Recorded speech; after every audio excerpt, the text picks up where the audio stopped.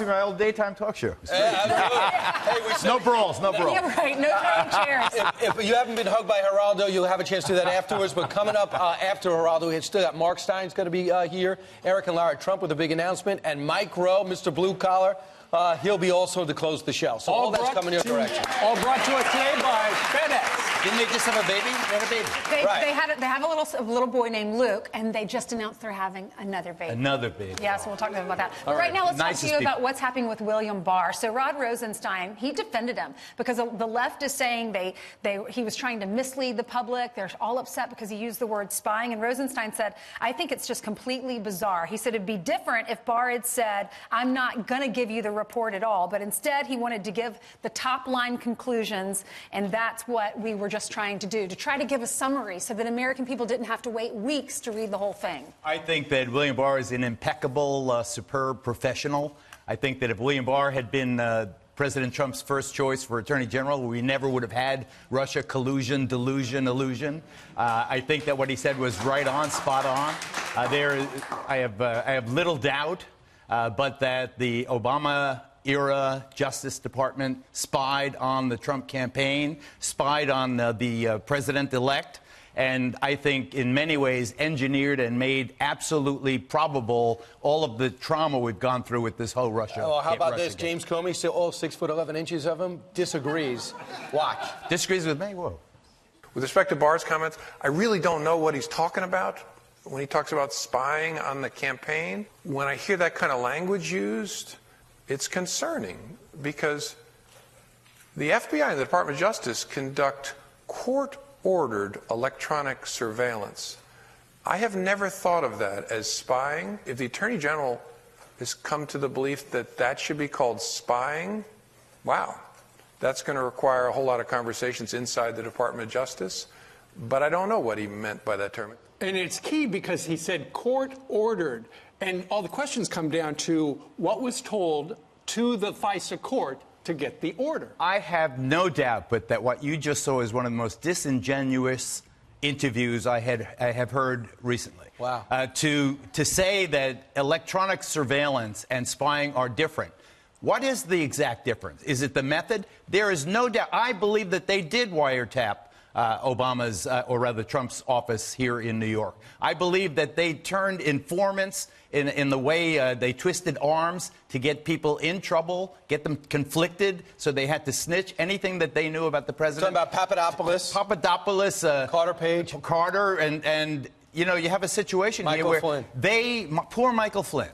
They twisted these people. They got them in a perjury trap. They had them by the short hairs. They got them to cooperate. And guess what? There was still no Russia collusion. But there is no doubt that to make a fine distinction between surveillance and spying is, I think, just deflecting attention from what's going on. Let's poll the audience. Show of hands. Who thinks there was spying on the Trump campaign? Okay, that's every hand in the House. Wow. And you know, the Henry Kissinger once said, even paranoiacs have enemies. Even though President Trump or President-elect Trump was totally paranoid, that doesn't mean he did not have people spying on him. And as it turns out, everything that he said basically is correct. What they went after him full bore in what maybe it is overstating. It's not overstating to say spying. Maybe it's overstating to say there was an attempted coup. But they were talking about the 25th Amendment. They were talking about high management getting cabinet-level officials to declare the president in compos mentis and to take over. I mean, this was very, very serious. I think the blowback from this is going to be way bigger than Russiagate was. The collusion illusion is going to dim into history as we find out how a group of non-elected officials tried to overthrow the president of the United States. How many people knew that Geraldo knew Latin? I was a little surprised by that. Let's see if he knows anything. They just got one. All right, so let's Tempest Fugit.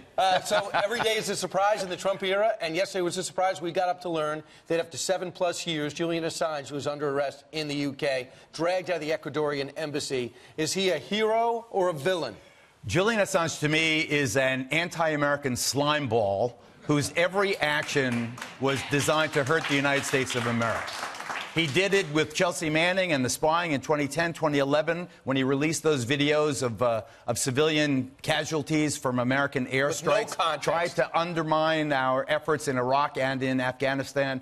Julian Assange then chose the Trump side in the 2016 election, but he did that more to be disruptive because he thought Hillary Clinton was going to win. He tried to undermine her, tried to undermine the whole fabric of our democracy. I have nothing but contempt for Julian Assange, and I hope that justice finally comes called. How many of you think he was a hero? Raise your hands.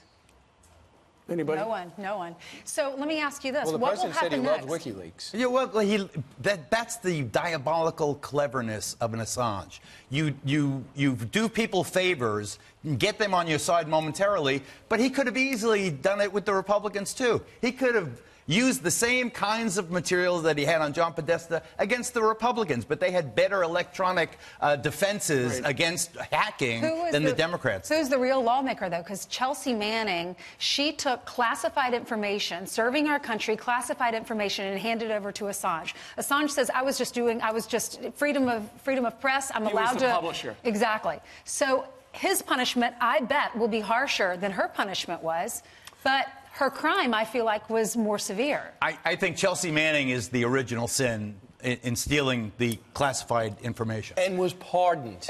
And was pardoned, but she did a considerable time, and she's back in jail now because she's not cooperating on the Assange investigation. There is a pathos there. I don't want to get into that. My main point is that Julian Assange is an opportunist whose every move was calculated to hurt the United States of America. There's no doubt about it. If you are a patriot, now they're using the president's words, saying, I love WikiLeaks against him.